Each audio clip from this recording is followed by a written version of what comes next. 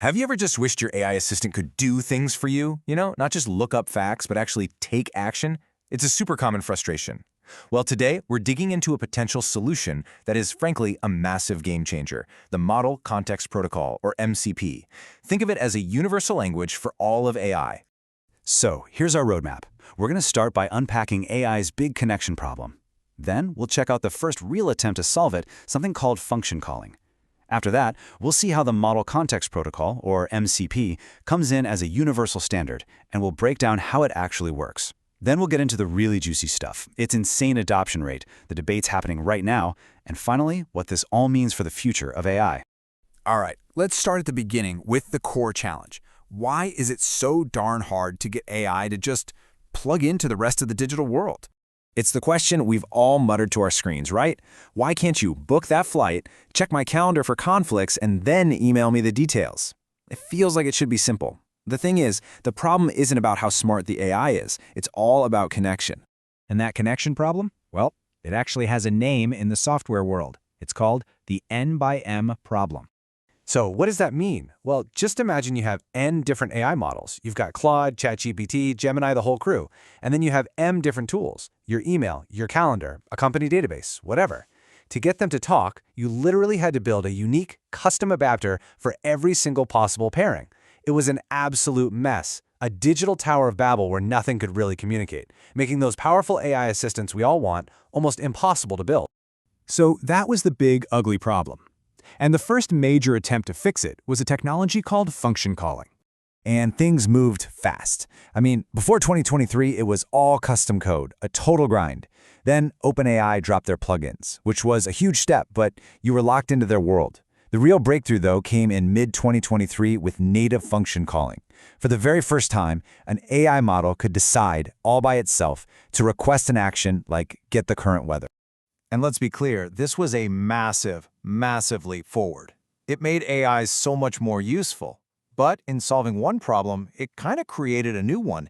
It built these invisible walls between all the different AI platforms. The issue was fragmentation. You see, OpenAI had its own way of doing things, Google had theirs, and so on. Plus, the interactions were one-shot and totally stateless.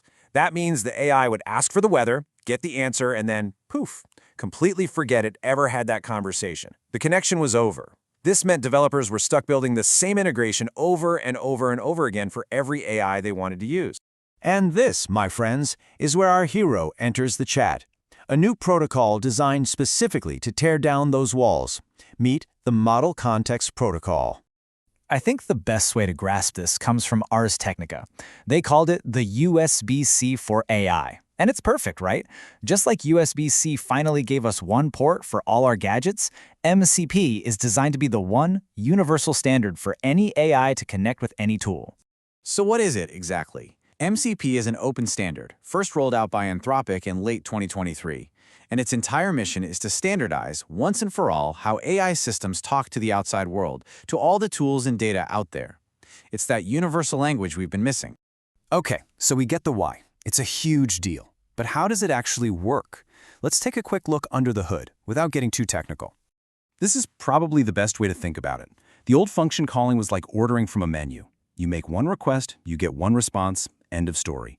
MCP is totally different. It's more like having a real, ongoing conversation with the chef. You can ask follow-up questions, give feedback, and work together to create something complex. It's a persistent, two-way dialogue. Now, I pulls this off using three core building blocks, or primitives. First, you have tools. These are the actions the AI can actually take, like send an email. Second, you've got resources. These are read-only data sources it can check for information, like looking something up in a database. And finally, there are prompts, which are just reusable templates that help guide the AI. This simple toolkit is what unlocks those much, much richer interactions. So it's a fantastic idea, but is anyone actually using it? How's it all playing out in the real world? Let's dive into its adoption, the debates it's kicking up, and some very real concerns. And this is what's absolutely wild. The industry buy-in has been incredibly fast. Even though Anthropic created it, their biggest rivals, we're talking OpenAI, Google DeepMind, and Microsoft, all jumped on board almost immediately. You just don't see that kind of cooperation. It tells you just how badly everyone needed this standard. So the upgrade is crystal clear. Where the old function calling was a one-off, proprietary command with zero memory, MCP gives us a persistent, stateful session. It's an open standard for everyone with memory built right in. It's really the difference between a single command and a true multi-step conversational workflow. But, it's not perfect. The developer community started poking holes right away. And one of the first big critiques, like this one from a user on Reddit, was about efficiency. The concern is that an MCP tool can present all of its capabilities at once, which can waste a ton of tokens, and tokens are the currency of AI. Wasting them costs money and fills up the model's limited memory faster. It's a big deal. But what's so cool is that the community is already figuring out fixes. The counterpoint, from that same exact thread, is that developers can use smarter techniques like lazy loading. Basically, the tool only reveals what's necessary when it's necessary. It just goes to show that the protocol is flexible enough for people to build on and improve. And of course, with all this incredible new power comes a whole new set of security headaches. Researchers are already finding some serious vulnerabilities. Things like prompt injection, where you trick the AI into misusing a tool, or something called tool poisoning, where you could combine tools in weird ways to steal files. Figuring out how to lock this down is a huge priority for the whole ecosystem. Okay, so with all of that in mind, where are we headed? Let's wrap up by looking at the future that MCP is helping to build. At the end of the day, MCP is way more than just a better way to plug things in. It's really the foundational layer for the next generation of AI. We're moving toward a future of capable, autonomous agents. Just imagine an AI travel agent from one company automatically talking to an AI scheduling assistant from another, which then sends the details to an AI expense tool from a third company. They can all work together because, finally, they speak the same language. And that leaves us with one last, kinda mind-bending thought.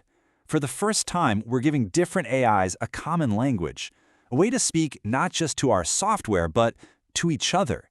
So the big question is, what are they going to start saying?